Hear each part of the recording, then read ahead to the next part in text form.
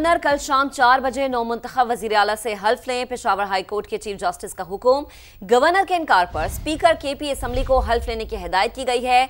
9 सफ़ात पर मुश्तमिल फैसला जारी हो चुका है। अदालत ने कहा कि एलियमिन गंडापुर ने असम्बली फ्लोर पर अपने इस्तीफे की तस्दीक की है।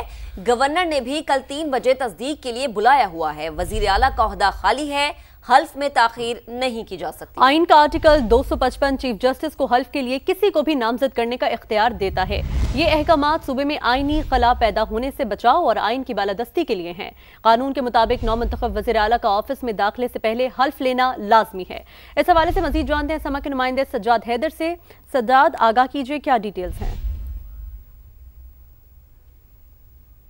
बिल्कुल, पेशावर हाई कोर्ट के चीफ जस्टिस ने जो है तहरीक इंसाफ की जो दरख्वास्त दाखिल की गई थी आर्टिकल 255(2) के तहत, उस पर जो है अपना हुक्मनामा जो है जारी कर दिया है। तफसीली फैसले में अदालत ने 9 सफ़ात पर मुश्तमिल लिखा है। चीफ जस्टिस का यही कहना था कि तहरीक इंसाफ की जानिब से जो दरख्वास्त दी गई थी उसमें यह साबित हुआ है कि आर्टिकल 255(2) जो है चीफ जस्टिस को हल्फ के लिए बंदा नामजद करने की जो है इख्तियार देता है। गवर्नर खैबर पख्तूनख्वा जो है पेशावर में नहीं है, इसलिए उन्होंने कल पेशावर आना है। वो कल पेशावर 2 बजे आएंगे, तो 4 बजे मुकर्रर वक्त किया गया कि 15 अक्टूबर बुध को 4 बजे जो है वो हल्फ लेंगे वज़ीर आला से। अगर वो हल्फ नहीं लेते मुंतखब वज़ीर आला से तो इसके बाद जो है स्पीकर को पेशावर हाई कोर्ट की जानिब से नामजद किया गया कि वो नौमुंतखब वज़ीर आला से हल्फ लेंगे। अदालत ने फैसले में ये भी तहरीर किया है कि आइनी खला पैदा होने की बचाव के लिए ये फ़ैसला किया गया है, क्योंकि सूबे का वज़ीर आला नहीं है। वज़ीर आला की जानिब से जो है पेश हुए थे वो वकील, जो उनका ये भी कहना था कि वज़ीर आला ने जो है असम्बली फ्लोर के ऊपर आके जो है अपने फैसले की तस्दीक की है और अपने दस्तखत जो थे उसकी भी तस्दीक की है। तो वज़ीर आला का जो असम्बली फ्लोर पर इकरार था वो ठीक है सज्जाद, बहुत शुक्रिया आपका। गवर्नर फैसल करीम कुंडी ने कहा कभी भी हल्फ लेने से मना नहीं किया। आज रात खैबर पख्तूनख्वा पहुंच जाऊंगा। वज़ीर आला सिंध ने अपना तैयारा फराहम करने की दरख्वास्त की है। हमेशा कहा है आइन और कानून पर अमल दरामद करेंगे। कभी भी ये नहीं कहा कि हम वोट नहीं लेंगे। आज मेरा जवाब हाई कोर्ट में जमा हुआ है। मैं ऑफिशियल एंगेजमेंट पे यहाँ पे आया था। आज रज़ा रवानी साहब ने जो गज़ा के बच्चों पे किताब लिखी हुई थी ये भी थी, और आज ख़त्म हो गई, क्योंकि हमारे पास स्पेशल प्लेन नहीं होता गवर्नर के पास। उन्होंने रिक्वेस्ट की CM सिंध को चले और हम जाएंगे, और जो भी आइन हमें इजाज़त देगी उसको फॉलो करेंगे। मैं आज रात को किसी भी टाइम पहुँचूंगा और कल जो भी ऑफिशियल एंगेजमेंट होंगे। पी चेयरमैन बिलावल भुट्टो की गवर्नर केपी को फौरी वापस पेशावर जाने की हिदायत। कहा फैसल करीम कुंडी को इस वक्त खैबर पख्तूनख्वा में आईनी जिम्मेदारी पूरी करनी चाहिए। वज़ीर आला सिंध अपना जहाज गवर्नर को दें। साहब, आपको मेरे ख्याल में पख्तूनख्वा पहुंचना चाहिए। चीफ मिनिस्टर सिंध साहब से रिक्वेस्ट करता हूं कि आप अपना जहाज गवर्नर साहब को दे दें, ताकि गवर्नर साहब जो है वो पख्तूनख्वा पहुंच के आइन और कानून के मुताबिक अपना जिम्मेदारी जरूर पूरा करेगा। जो भी अदालत का हुक्म होगा उस पर अमल दरामद जरूर करेगा। अब आपको बताएं कि तहरीक इंसाफ के रहनुमा असद कैसर कहते हैं कि पेशावर हाई कोर्ट का मशकूर हूँ। अदालत ने कानून के मुताबिक फैसला दिया। हम हालत जंग में है, एक दूसरे का साथ देना है। जुनेद अकबर ने बताया कि कल शाम 4 बजे नौमुंतखब वज़ीर आला हल्फ लेंगे। गवर्नर ने हल्फ ना लिया तो चीफ जस्टिस लेंगे। और हाई कोर्ट का शुक्रिया अदा करते हैं कि उसने इंसाफ का साथ दिया। हम हालत जंग में हैं, हम सब ने इस हालत से निकालने के लिए एक दूसरे का साथ देना है।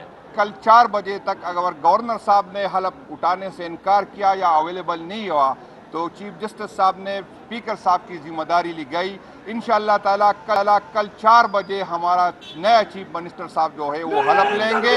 बाइकाट की वजह ये थी कि पॉलिटिकल पार्टी एक पेज पे नहीं थे, एक कैंडिडेट पे ये नहीं हुए थे। किसी का अलाकार न बने, ऐसे गैर जमहूरी काम का हिस्सा न बने। आपको बताएं कि TLP के दफ्तर पर छापा। पुलिस और दीगर इदारों की जानिब से बरामद सामान की तफसीलात जारी कर दी गई। पुलिस के मुताबिक 2 किलो सोना, 11 करोड़ 42 लाख की गैर मुल्की करेंसी और दीगर सामान कब्जे में लिया गया।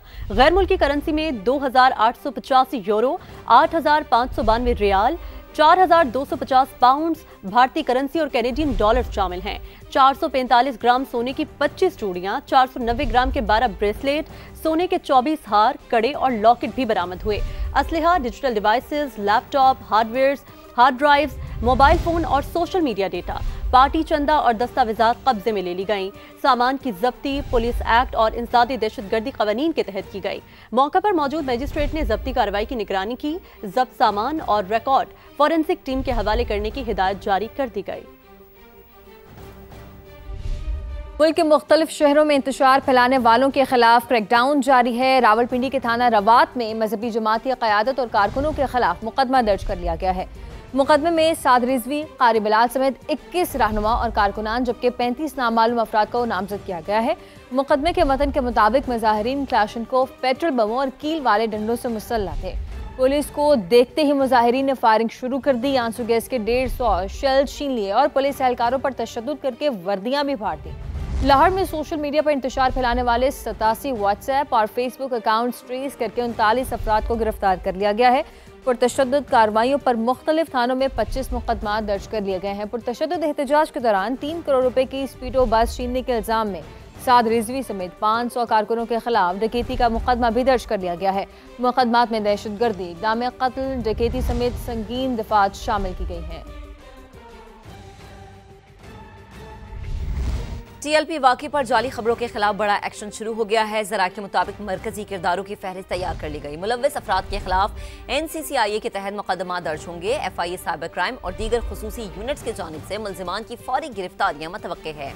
डीप फेक लैब एक्टिव, जाली वीडियोस और ऑडियोस की फॉरेंसिक जांच जारी है। सोशल मीडिया प्लेटफॉर्म्स को नोटिस जारी करने का सिलसिले का भी आगाज हो चुका है। सोशल मीडिया से फेक मवाद 24 घंटों में हटाने की हिदायत जारी की गई है।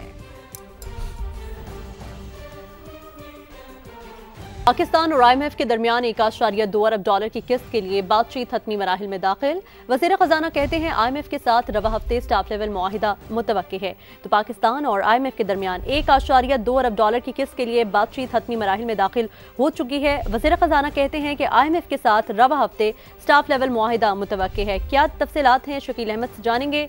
शकील, बताइएगा।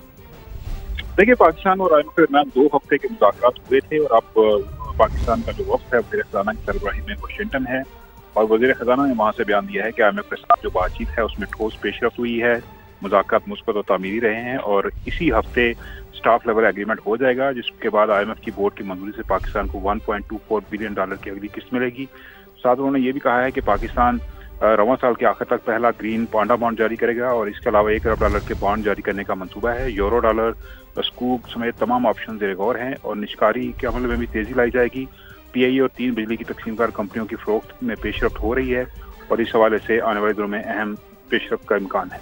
शकील हमारे साथ ही रहेगा। एक और हम खबर से मुतालिक जानते हैं। IMF ने रवा माली साल पाकिस्तान में महंगाई और बेरोजगारी में कमी की पेशगोई कर दी। मुआशी तरक्की की सालाना रफ्तार हदफ से कम रहने का तखमीना 3.6% तक महदूद रहने का इम्कान है।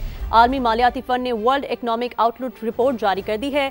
शकील, बताइएगा रिपोर्ट में क्या कहा गया है, क्या सामने आई है रिपोर्ट? देखिए, एक तो IMF ने कहा है कि आलमी मईशत को तजारती और जुगराफियाई कशीदगी के बायस सियासी गैर यकीनी का सामना है। दूसरा, उन्होंने 4 पाकिस्तान के इकनॉमिक इंडिकेटर्स की निशानदेही की है। GDP ग्रोथ, बेरोजगारी, महंगाई और करंट अकाउंट डेफिसिट। पाकिस्तान में GDP ग्रोथ इस साल 3.6% रहने का इम्कान जाहिर किया गया है, जबकि हदफ 4.2% है। बेरोजगारी कम होने का इम्कान है। IMF का ये कहना है कि 8% से कम होकर 7.5% बेरोजगारी इस साल हो जाएगी। महंगाई भी 6% हदफ के मुकाबले में 7.5% रहने का 7.5% का हदफ है और 6% रहने का इम्कान है। इसी तरह करंट अकाउंट खसारा जो है वो 0.4% तक महदूद रहने की इम्कान जाहिर किया गया है और इस रिपोर्ट के अंदर कहा गया है कि पाकिस्तान में इस साल माशी शहर का हदफ जो है मुकर्रर हदफ के मुकाबले में कम रहेगा। जी ठीक है शकील, बहुत शुक्रिया आपका। और अब खबर है स्टॉक मार्केट के हवाले से। पाकिस्तान स्टॉक मार्केट में रिकॉर्ड तोड़ तेजी देखी गई है। कारोबार के दौरान तारीख की दूसरी सबसे बड़ी तेजी रिकॉर्ड की गई है। एक दिन में 7,500 पॉइंट्स की गैर मामूली तेजी का नया रिकॉर्ड कायम हो चुका है। सैयद रिजवान आलम की रिपोर्ट देखते हैं। पाकिस्तान स्टॉक एक्सचेंज की गाड़ी को लगा टॉप गियर। दौरान ट्रेडिंग 7,400 से ज्यादा पॉइंट्स की गैर मामूली तेजी हुई तो तारीख की दूसरी सबसे बड़ी तेजी का नया रिकॉर्ड कायम हो गया। आज का इंडेक्स तो एक सिर्फ एग्जाम्पल है या आप समझे कि ये आने वाले दिनों में ऐसी चीज़ें आपको मिलती रहेंगी कि पाकिस्तान का इंडेक्स कहाँ जाएगा आप सोच नहीं सकते। कारोबार के इख्तिताम पर 100 इंडेक्स 7,033 पॉइंट्स बढ़कर 1,65,476 पॉइंट्स पर बंद हुआ। 60 अरब रुपए मालियत के 1 अरब 18 करोड़ शेयर्स का लेन देन हुआ। कैमरामैन इमरान खान के साथ सैयद रिजवान आलम, समा, कराची। अभी आपको बताएंगे गवर्नर खैबर पख्तूनख्वा फैसल करीम कुंडी कराची से पेशावर के लिए रवाना हो गए हैं। पेशावर हाई कोर्ट ने गवर्नर को कल वजीर आला से हल्फ लेने की हिदायत की है। बिलावल भुट्टो ने भी गवर्नर को पेशावर वापस जाने की हिदायत की है। फैसल करीम कुंडी वजीर आला सिंध के तैयारे में रवाना हुए हैं। तो आपको बता रहे हैं कि गवर्नर KP फैसल करीम कुंडी कराची से पेशावर के लिए रवाना हो गए हैं। बिलावल भुट्टो सरदारी की जानिब से फैसल करीम कुंडी को ये कहा गया था कि जाएं और अपनी आईनी जिम्मेदारी को पूरी करें, और उसके बाद रिक्वेस्ट की गई थी कि वजीर आला सिंध जो हैं वो अपना तैयारा गवर्नर को दें ताकि वो उसमें सवार होकर पेशावर रवाना हो। आगे बढ़ें, आपको बताएं आलमी और मकामी गोल्ड मार्केट्स में सोने की बुलंद परवाज। पाकिस्तान में सोने की कीमत बुलंद तरीन सतह पर जा पहुंची।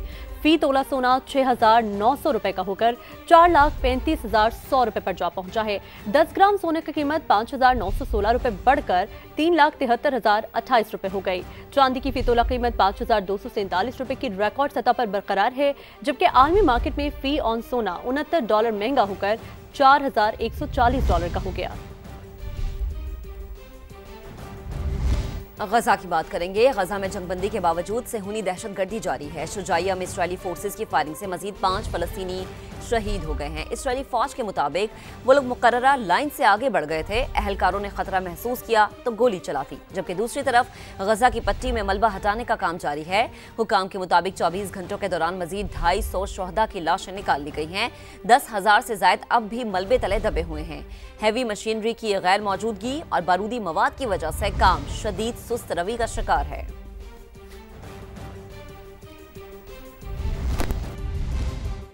अमेरिकी सदर डोनाल्ड ट्रंप ने गजा समिट में शिरकत पर वज़ीर आज़म शहबाज शरीफ का शुक्रिया अदा किया और फील्ड मार्शल सैयद आसिम मुनीर को पसंदीदा फील्ड मार्शल भी करार दिया।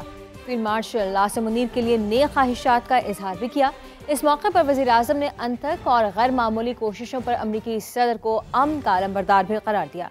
वज़ीर आज़म ने कहा कि पाकिस्तान और भारत के दरमियान जंग रोकने और गजा में अमन के क़याम के लिए कोशिशों के इतराफ़ में पाकिस्तान ने सदर ट्रंप को नोबेल इनाम के लिए नामजद किया था। गजा अमन मुआहदे से उन्होंने मशरिक़ वस्ती में लाखों जानें बचाई। Prime Minister Sharif of Pakistan, and also I have to say my favorite field marshal from Pakistan, who's not here, but the Prime Minister is here, and you're going to give his regards. Thank you very much. My dear, peace has been achieved after untiring efforts led by President Trump, who is genuinely a man of peace. Pakistan had nominated President Donald Trump for Nobel Peace Prize for his outstanding, extraordinary contributions to first stop war between India and Pakistan and then achieve ceasefire. And here in Sharm el-Sheikh, achieving peace in Gaza is saving millions of lives in the Middle East. अमरीकी सदर ने शर्म Sheikh summit के दौरान कई शगुफे छोड़े। Italy की वजीर आजम मेलोनी की खूबसूरती की तारीफ की। कनाडा के वजीर आजम को सदर कह दिया। बरतानवी वजीर आजम को पहले डाइस पर बुलाया, फिर उन्हें बोलने का मौका ही नहीं दिया। नॉर्वे को आवाजें देते रहे। मुत्तहिदा अरब अमारात के नुमाइंदे से हाथ मिलाया तो कहा कि इनके पास बहुत पैसा है। सदर ट्रंप को ईरानी एटमी प्रोग्राम से मुतालिक झूठा बयानिया पढ़ाया गया। ईरान का एटमी हथियार बनाने के करीब पहुंचने का अमरीकी दावा झूठा था। जंग के सौदागरों ने हमेशा ईरान और अमरीका के एटमी मुज़ाकरात को सबूतात किया। अमरीकी सदर के बयानात पर ईरानी वज़ीर ख़ारिजा अब्बास इराक़ची का रद्द अमल। सोशल मीडिया पर पैगाम में कहा, मशरिक़ वस्ता का असल गुंडा वही है जो बरसों से अमरीका को निचोड़ रहा है। 1000 से ज़ायद ईरानियों को कत्ल करने वालों से हम कैसे हाथ मिलाएं? सदर ट्रंप बैक वक्त जंग और अमन के अलंबरदार कैसे हो सकते हैं? ईरान हमेशा बावकार और बाहमी मफाद पर मबनी सफारतकारी के लिए तैयार रहा है। इजराइल से ताल्लुक बनाने के ख्वाहिशमंद अपने अवाम का सामना करने की हिम्मत पैदा करें।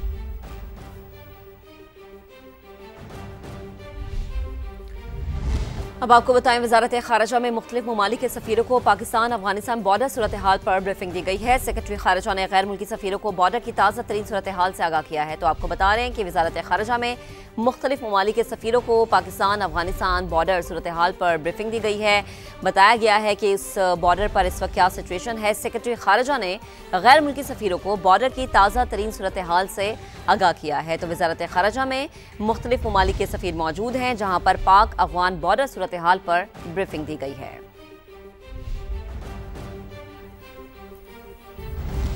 पाकिस्तानी हुक्काम ने यकीन दहानी कराई है कि अमेरिका के साथ कारोबारी ताल्लुकात कभी भी चीनी मफादात या चीन के साथ ताउन को नुकसान नहीं पहुंचाएंगे। तर्जुमान चीनी वजारत खारजा की न्यूज़ ब्रीफिंग। कहा, चीन की तरफ से कुछ खास मादनियात की बरामद पर जो नई पाबंदियां लगाई गई हैं उनका पाकिस्तान से कोई ताल्लुक नहीं। चीन और पाकिस्तान करीबी और देरीना दोस्त हैं और एक दूसरे पर मुकम्मल एतमाद रखते हैं। चैंपियन भारतीय मीडिया पाकिस्तान के खिलाफ झूठा और जहरीला प्रोपेगेंडा फैलाने में मसरूफ है। पाक अफगान सरहद पर दोबारा झड़पें शुरू होने का झूठा दावा कर दिया। भारतीय मीडिया फेक न्यूज़ फैलाने में अपना सानी नहीं रखता। एक बार फिर पाकिस्तान के खिलाफ फेक न्यूज़ का सहारा लिया जा रहा है। हालांकि पाकिस्तान के मगरबी सरहद पर सूरत हाल बिल्कुल पुरसुकून है। भारतीय मीडिया कई दिनों से नफरत अंगेज बयानियां फैला रहा है। दहशतगर्दों और उनके सहूलतकारों के खिलाफ कार्रवाइयों की आड़ में पाकिस्तान और अफगानिस्तान के अवाम के दरमियान नफरत फैलाने की कोशिश